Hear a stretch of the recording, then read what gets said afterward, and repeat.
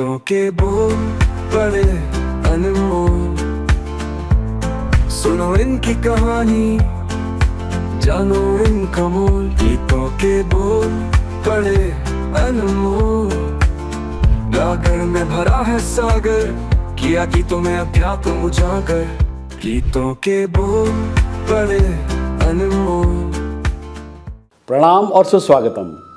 Hindi film के गीतों में अध्यात्म ढूंढने का सिलसिला विश्व शांति दर्शन चैनल पर जारी है।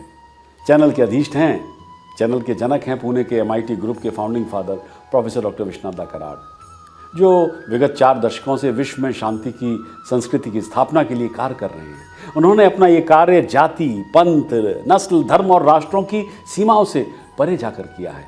आप देख रहे हैं गीतों के बोल बड़े अनमोल। पिछले हफ्ते हमने फिल्म सिंदूर के गीत पतझड़ सावन के अध्यात्म पर चर्चा शुरू की थी। गीतकार थे आनंद बख्शी। आज उसी चर्चा को आगे बढ़ाते हुए चलते हैं डॉक्टर सुनील देवधर के पास, जो बचे हुए गीत में अध्यात्म की तलाश कर रहे हैं। उनके साथ हैं रिद्धि शाह और मैं पढ़ रहा हूँ गीतों के बोल, जिनको गीत के रूप में सुनाने पर कॉपीराइट होल्डर ने रोक लगा रखी है, पाबंदी लगा रखी है। पर वही मैंने कहा, मुर्गा नहीं बोलेगा अगर सुबह नहीं होगी। आप देख रहे हैं गीतों के बोल बड़े अनमोल। गीतों के बोल बड़े अनमोल। नमस्कार, आप सभी का स्वागत है आपके अपने विश्व शांति दर्शन चैनल पर। आप देख रहे हैं गीतों के बोल बड़े अनमोल। जिंदगी में एक चीजें और सिर्फ एक चीज ही कभी नहीं बदलती, और वो है बदलाव।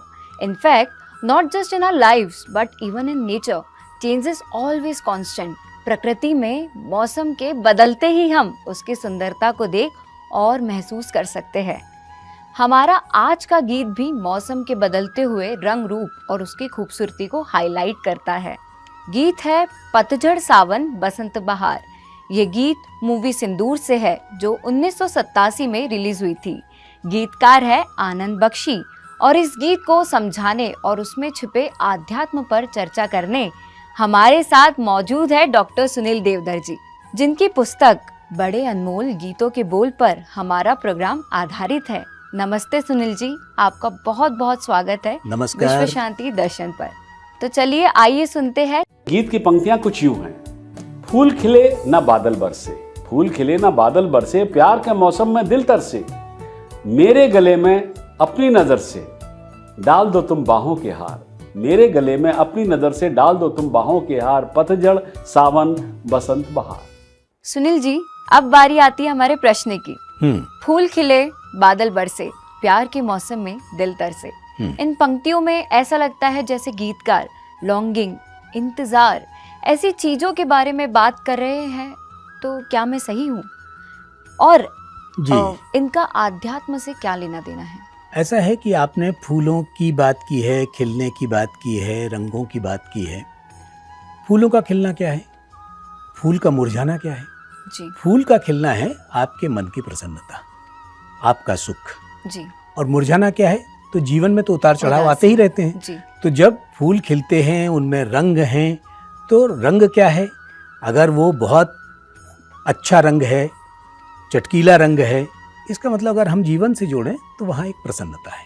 जी। और अगर बदरंग है, रंग अच्छा नहीं है, तो फिर मुरझा जाने वाली बात है। और वैसे भी हम आपको बताएं कि फूल के रंग 1000, प्यार के रंग भी 1000। अब वैसे रंगों की अगर हम बात करें तो बेसिक कलर्स जो हैं वो 3 ही हैं। वो है पीला, लाल और नीला। बाकी रंगों को तो मिलाया जाता है, इन रंगों से दूसरे रंग बन जाते हैं, लेकिन इन रंगों को दूसरे रंगों से बनाया नहीं जा सकता। तो ये बेसिक कलर्स तो यही हैं। तो जब इन रंगों से मिलकर 1000 रंग बन सकते हैं, इसी तरह से जीवन के रंग हैं जिनके आपके व्यवहार से, कार्य से, प्रेम से 1000 रंग बन सकते हैं। और जब जीवन के 1000 रंग बन जाते हैं तो फिर आपके जीवन में एक प्रसन्नता का वातावरण, एक माहौल भी बन जाता है।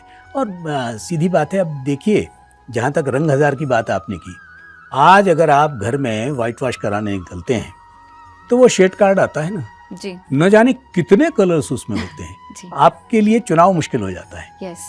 इसलिए जीवन के रंग 1000 उसी तरह से हैं जिस तरह से आपके एक कार्ड में शेड कार्ड जो आता है उसमें 1000 तरह के शेड्स होते हैं और रंग होते हैं। इसी तरह से जीवन के 1000 रंग हैं और इन रंगों को अगर आप अपनी ईश्वरीय साधना के साथ मिलाते हैं तो निश्चित रूप से जीवन में भी सुख और शांति और एक खिलखिलाहट, एक आनंद आती है जी। एक आत्मानंद यस की अनुभूति आपको होती है।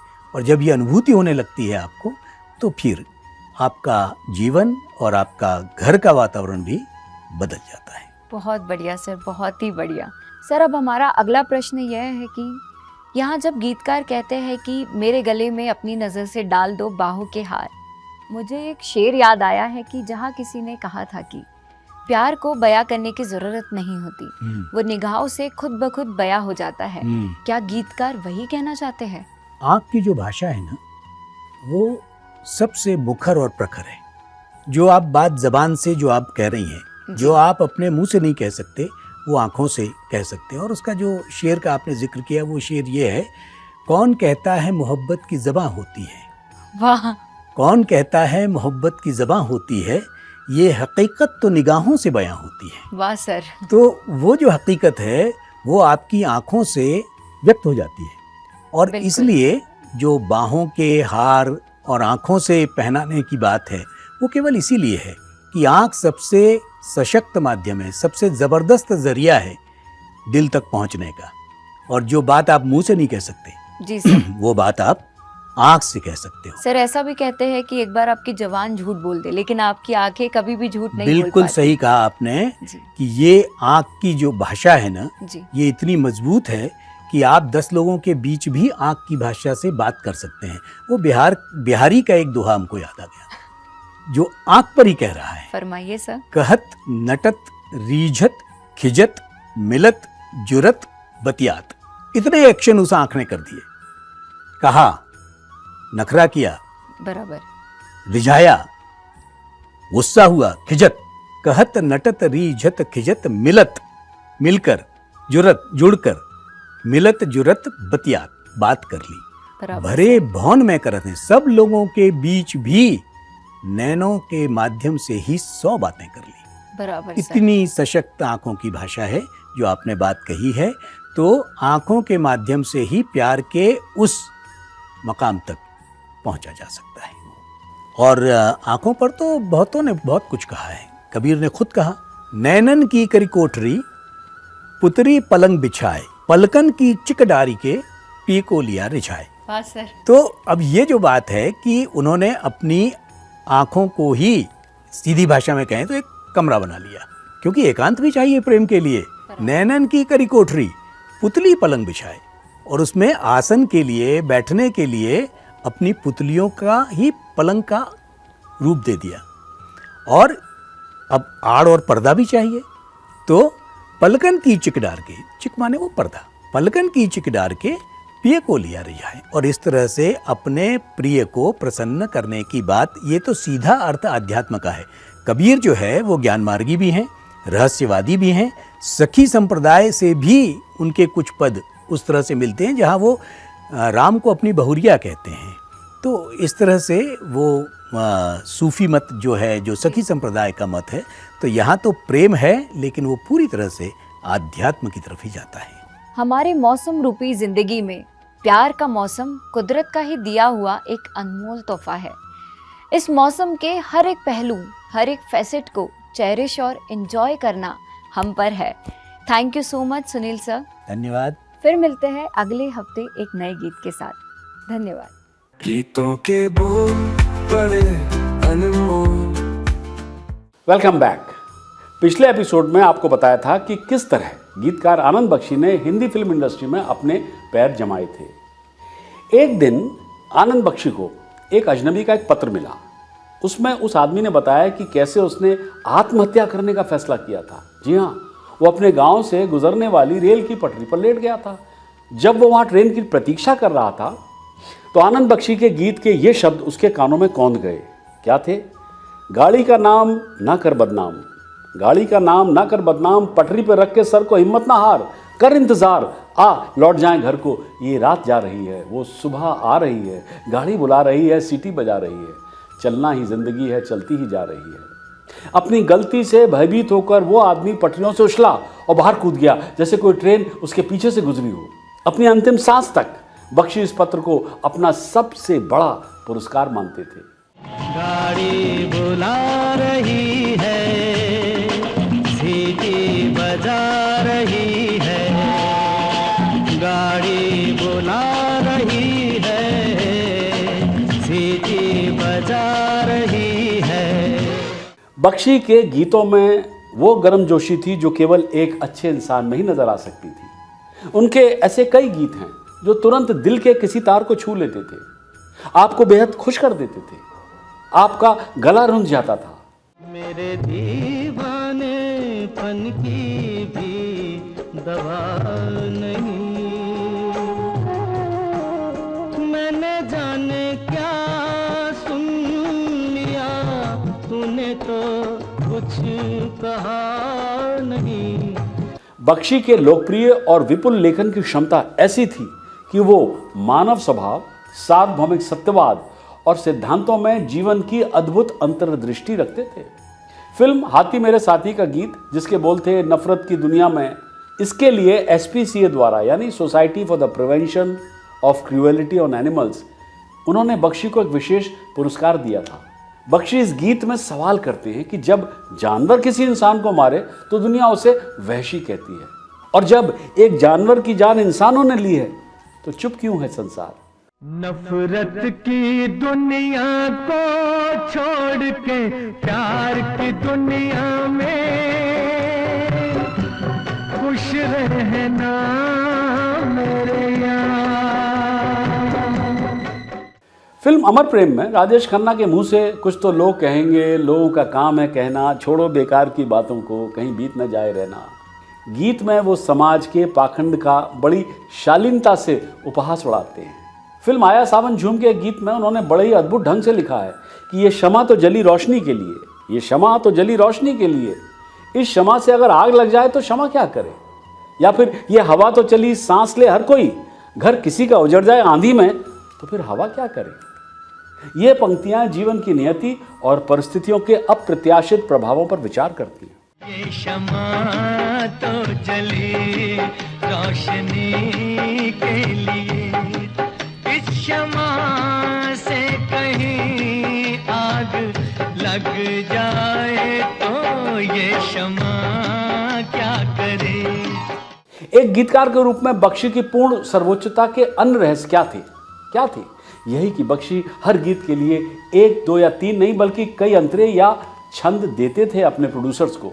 महेश भट्ट को फिल्म जख्म के एक गीत के लिए उन्होंने 15 अंतरे दिए थे। जब उनसे पूछा गया कि उन्होंने इतने सारे अंतरे क्यों लिखे, तो उनका कहना था कि जब आप एक खरीदार होते हैं तो आपके पास सही फैसला लेने के लिए व्यापक विकल्प होने चाहिए।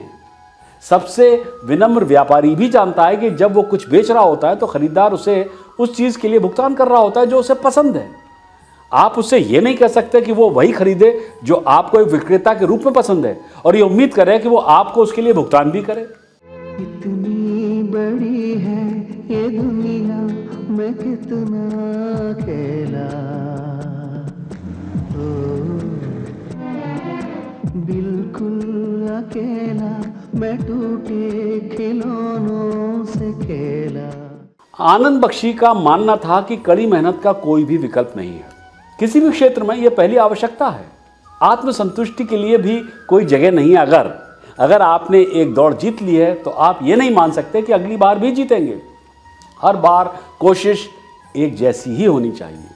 लोग मनोरंजन के लिए अपनी मेहनत की कमाई खर्च करते हैं और वे सर्वश्रेष्ठ के हकदार भी हैं। बख्शी का कहना था, एंड आई कोट हिम, मैं हर गाने को इस घबराहट के साथ लिखता हूं कि मैं उसे लिख नहीं पाऊंगा और यही डर मुझे शक्ति देता है। आनंद बख्शी का पसंदीदा गीत अमर प्रेम फिल्म का चिंगारी कोई भड़के था। उनके बेटे राकेश आनंद बख्शी बताते हैं कि ये गाना मूल रूप से फिल्म के लिए नहीं लिखा गया था, लेकिन शक्ति सामंत और एस डी बर्मन ने इसे सुना, पसंद किया और फिर इसे फिल्म में शामिल किया। राकेश बख्शी ने यह भी बताया कि उनके पिता कभी कभी पारिवारिक समारोह में ये गाना गाते हुए रो पड़ते थे। इस गाने के गहरे व्यक्तिगत महत्व को दर्शाता है ये बात। चिंगारी कोई भड़के तो